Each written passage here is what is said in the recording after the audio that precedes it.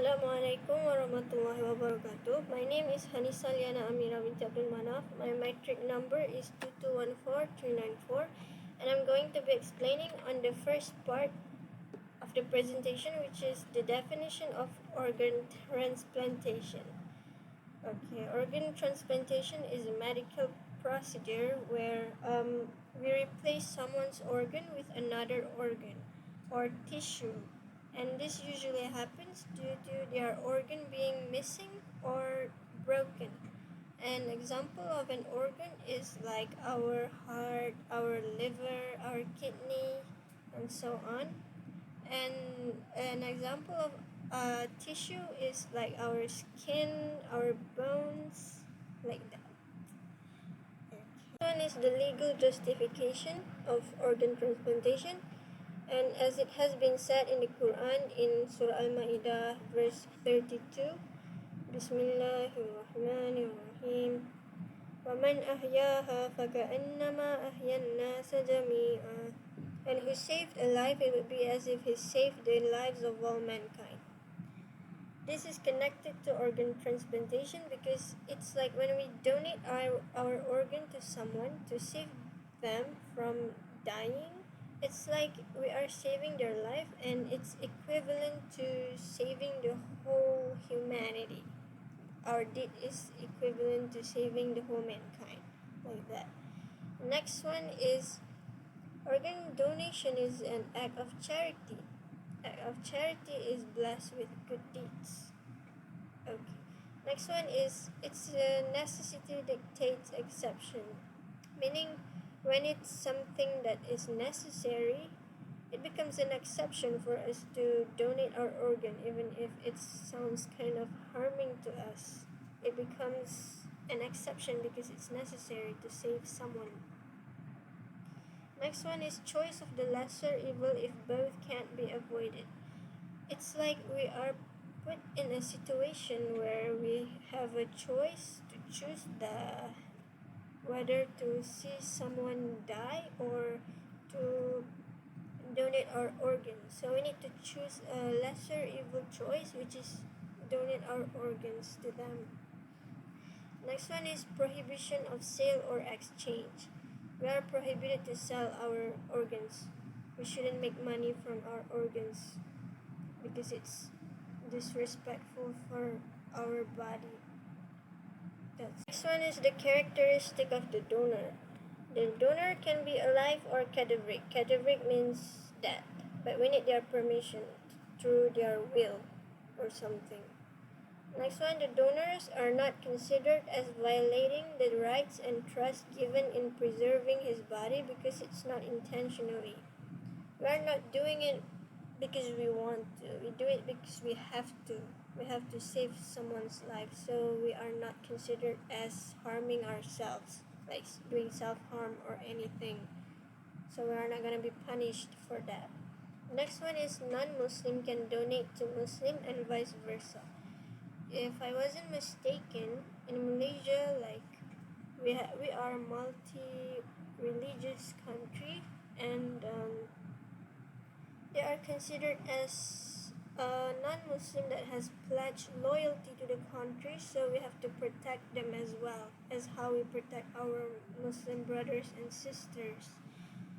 And so we should also be able to donate our organs to them, and also they also can donate their organs to us, if I wasn't mistaken.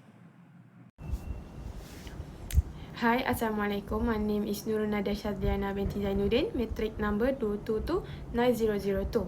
Okay, so what is the ruling of transplantation? So the transplantation is permissible when we are transplanting an organ from one place in a person's body to another place in the same body.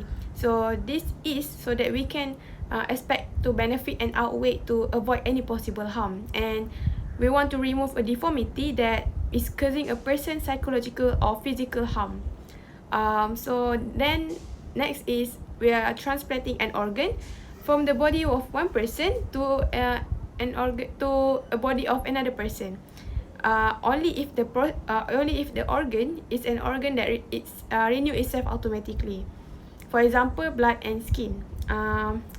So there is one situation that happened recently where our football player Faizal Halim someone threw acid on him, right? So recently he received an operation for surgery to replace his skin with a new skin. So this type of skin renew itself automatically, right? So this is permissible.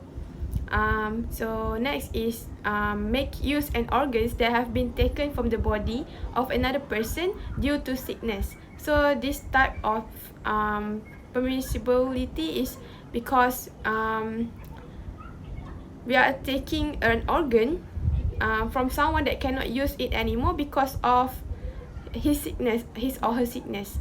For example, we are taking a cornea from the eye of a person whose eye have been removed due to sickness. So since he have the sickness, he cannot use the eyes anymore. So he can donate his organ of cornea to another person. So transplant is also permissible.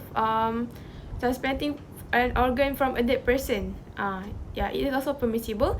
Only if the disease has give a permission before his death, or the years after his permission by the years after his death, or by the authorities which in charge of the Muslim if the identity of the deceased is unknown or he has no heirs.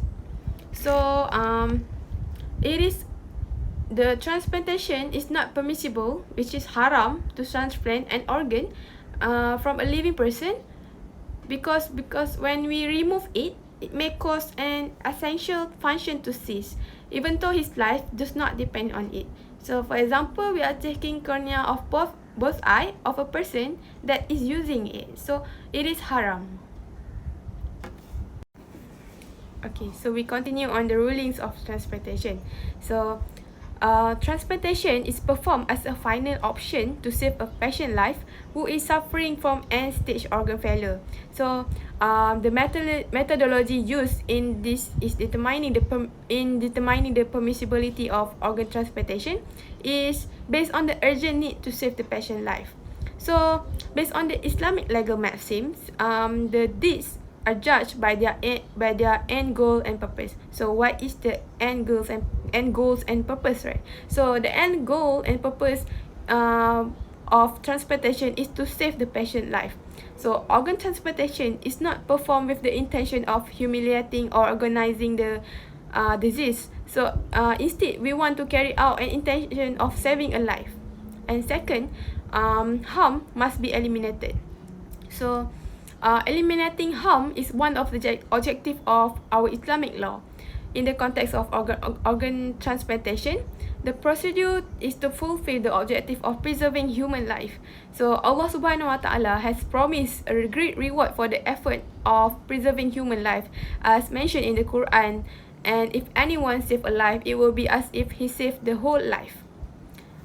So given the two situations, with a different degree of harmfulness, priority is given to avoid the more harmful by choosing the less harmful. So in the context of organ transplantation, the more harmful situation is to allow patient in need of organ transplantation to pass away. Therefore, in this situation, the lesser harm is given higher priority, which is donating an organ from a deceased donor to be transplanted to the patients in need of that organ. So organ transplantation provide the options to eliminate harm. A patient has the option to receive an organ from a deceased owner in order to replace his or her damaged organ.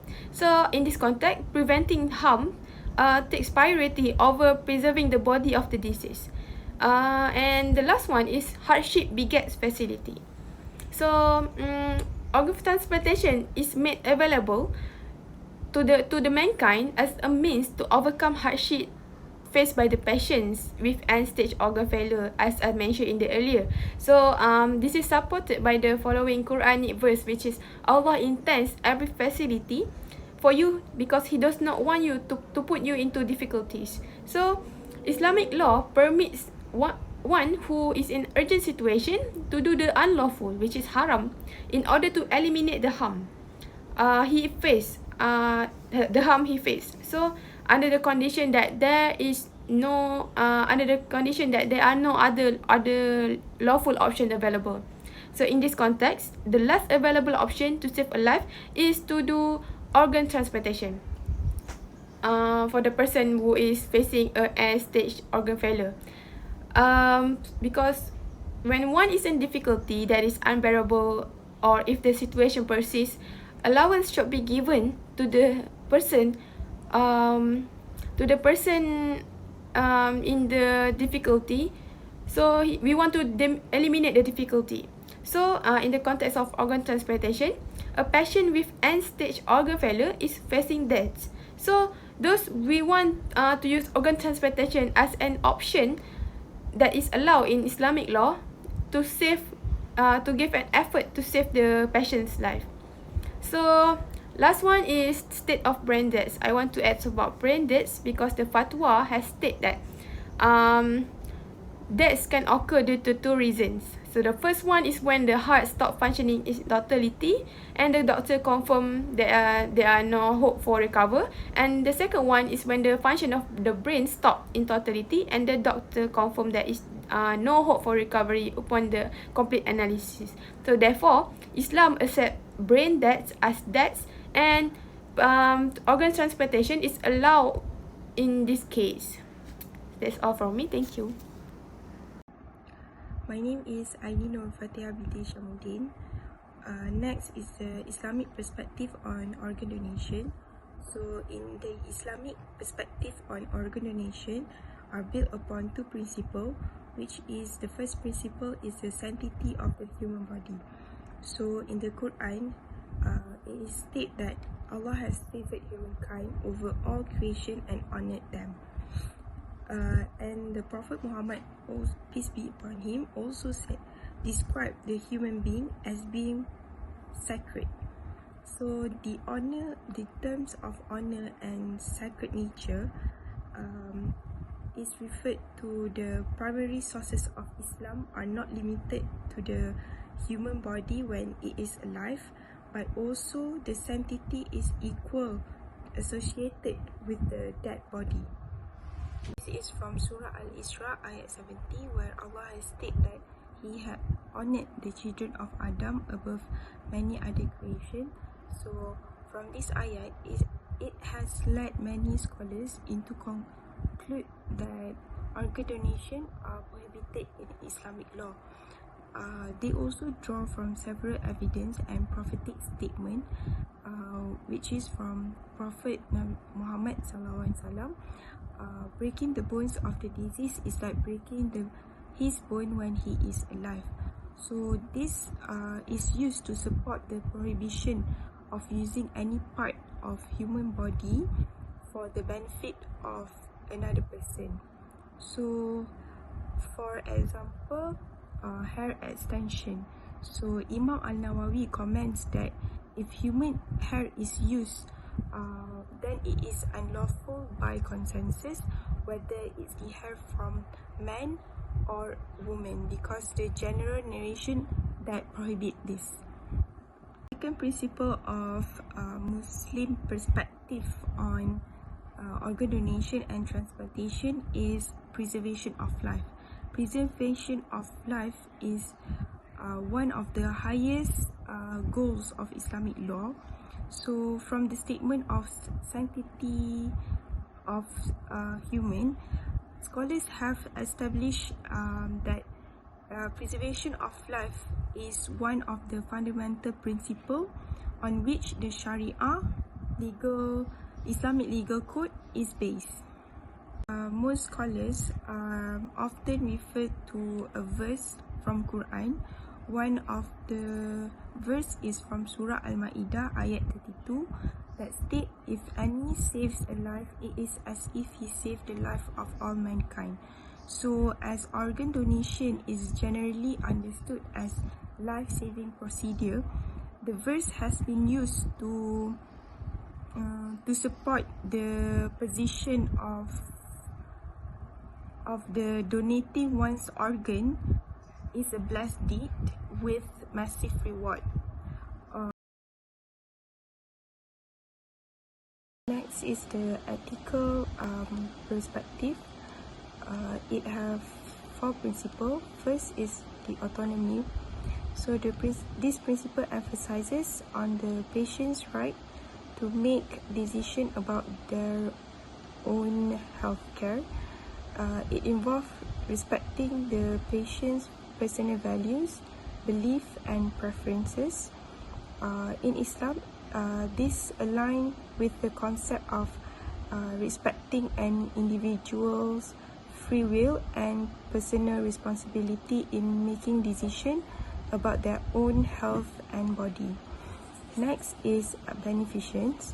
So beneficence is this principle focuses on the healthcare provider's duty to act in the best interests of the patient. In the context of Islam, beneficence resonate with the ethical and moral obligation to do good and act with compassion towards others. So non-maleficence. Third is non-maleficence. So this is closely related to beneficence by not causing harm to others. Islam teaching similarly emphasizes the importance of avoiding harm to others and acting with caution and wisdom in all actions. Next is justice. So this principle pertains to fairness and equality in the distribution of healthcare resources. So in Islam, justice is a fundamental value emphasizing fairness, equity, and the right of every individual to receive appropriate care and support. So this principle form the ethical foundation for medical practice to ensure the patient care is conducted with integrity and respect. This also highlighted the universal values which transcend the cultural and religious boundaries, reflecting a common commitment to the dignity and well-being of every individual. Bismillahirrahmanirrahim. Assalamualaikum warahmatullahi wabarakatuh. So my name is Shazwina binti Shaharani with metric number 2211604. I will be presenting about the topic of transsexuality or transgender. So our topic today will cover about the definition of transsexuality or transgender, how Islam views transsexuality or transgender, and also the change of gender in Islam. So I will start off this topic by defining what is actually means by transsexuality and also transgender. So actually these two terms, transsexuality and also transgender, bring the same meaning, which refers to individuals who strongly feel that their gender identity does not align with the biological sex that they were assigned at birth. So basically this means that if a person named A was born as a male, but he does not identify himself as a man, rather he identify himself as a female, and he wants to change his gender from male to female. So that is basically what transsexuality or transgender means. So originally, transgender was referred as specifically to males and females who identify as the opposite gender only. However, transgender now encompasses individuals whose gender identity incorporates behaviors and traits typically associated with the opposite sex. And this actually may lead some to seek gender or sex reassignment surgery to make her or his biological or physiological sex correspond to her or his gender identity. So, taking from my previous example, A was born as a male, but because he does not want to identify himself as a male, so he wants to identify himself as a female. So he changed his gender from male to female. Not only that, not only changed his gender, he dressed up like a woman, and he may also seek gender or sex reassignment surgery to make his biological or physical appearances to look like a woman. So for example, from a male face, and he wants to do a surgery to make his face looks like more feminine looks, and more women looking face. So that is how we can define transgender or transsexuality. So transsexuality can actually be understood through three similar phenomena. The first one is hermaphrodite. Hermaphrodite refers to an abnormal individual that possesses both male and female reproductive organs. So basically, hermaphrodite is when an individual that was born with both male and female reproductive organs. So if a person who is hermaphrodite, if he is born with both male and female reproductive organs, how do they actually determine their own sex or gender? So according to fatwa from Mufti Wilayah, one of the way we can determine their gender is by urination. So basically, if the individual urinates only through the penis, then he is a male. Meanwhile, if the individual urinates only through the vagina, then she is a female. However, if the individual urinates through both organ, then the consideration falls through which genitalia that first time the individual urinates with.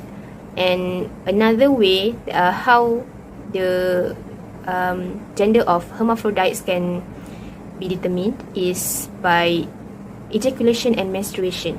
So if the individual ejaculates at a certain time and the semen is ejaculated through the penis, then he is considered a male.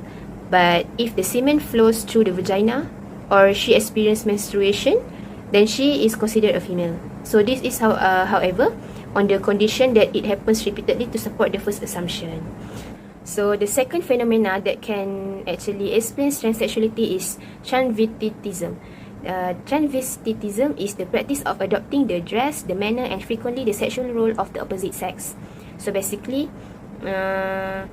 when A is a male, but he practices the way a woman dress, the way a female dress, and the female's manner, and the sexual role of the female. So this is considered as transvestitism. The third phenomena is homosexuality. So homosexuality refers to a typical sexuality characterized by manifestation sexual attraction towards one's same sex. So instead of attracted to the opposite sex, homosexual people attracted towards their own sex. So for example, a person who is a male attracted to a male and female attracted to female, so they are considered as homosexual community or homosexual people. So basically, these three phenomenon is that are the example of phenomenon that how we can deeply understood or explain what is transsexuality or transgender. Assalamualaikum warahmatullahi wabarakatuh. I'm Khairul Shifa with metric number 2217426, and I would like to explain about transsexuality. Allah naturally had created in fitrah male and female as a pair to be able to create more khalifah in this world to rule for a better future. If someone is discovered to be transgender or mixed gender, therefore this issue must be resolved with the accordance to the guidance of Quran and Sunnah. It is crucial to convey the message that transgender people and other LGBT people are mentally fooled by shaitan to the point where they are largely unsure of who they are actually. They may initially identify as heterosexual, but later, develop homosexual thoughts and begin to feel happy when they see a person of the same sex. And this can be seen from the story of Lut alayhi salam, where his people love with same gender. The ultimate worst thing is the continuation of actual action on their thoughts of gender mixture, whereby they might transform their original genital parts into negative sex, or they start dating same-sex person, which is forbidden in Islam. Next is, what is the factor that made them to be like that, to be involved in transgender? And these are among the factors that cause disease symptoms to occur, which this is according to the R&D Jabatan Agama Islam Selangor in 2016, which are hormonal change, genetic factors, environmental factors, biological factors, moral and ethics, lack of knowledge and instincts since childhood, and family factors, which are some of their family doesn't actually want the child to be in this gender, but actually they want this gender. That also can be influence what make them to be like that. So lastly, I'll be explaining about the change of gender in Islam. Is it permissible or is it forbidden? So Islam completely and totally forbids change of gender or change of sex for mere whims and desire. So change of gender in Islam is something that actually prohibited in Islam, and we as Muslims cannot do that. As we know, nowadays there are a lot of people simply change their gender when they don't feel like they want to live as the gender that they are already assigned as. So for example, A, who was born as a male, doesn't want to be a male, so he simply changed himself to be a female. So that is actually forbidden and prohibited in Islam, and as a Muslim we cannot do that. So the change of gender actually considered as illegal, haram, and amounts to changing the creation of Allah. So as we know, our gender is assigned by Allah, and Allah has assigned our gender since our birth. So when we simply change our gender, it is considered as changing the creation of Allah, and it is a big sin actually. So the prohibition of the change of gender in Islam are portrayed in two hadith. The first one is Ibnu Abbas has narrated that Allah's apostle cursed those men who are in the similitude of women and those women who are in the similitude of men. Hadith Al-Bukhari. And the second one is Abu Hurairah narrated that the apostle of Allah SAW cursed the man who dressed like a woman and the woman who dressed like a man. Hadith Abu Dawud. So from these two hadith, we can see that how change of gender in Islam is really prohibited, and Rasulullah really against those who change their gender in Islam. Based on these two hadith, it is mentioned that how Rasulullah SAW cursed those who act or follow the manners of opposite sex. For example, male follow the manners of female and vice versa, and also the man who dress like a woman and vice versa, the woman who dress like a man. So this is actually something that is very cursed in Islam, very cursed by Rasulullah. So this shows how the change of gender in Islam is actually something that very prohibited, and we as a Muslim have to and must to avoid it. So I think that concludes my points. Thank you for listening. That's all from our group. Thank you.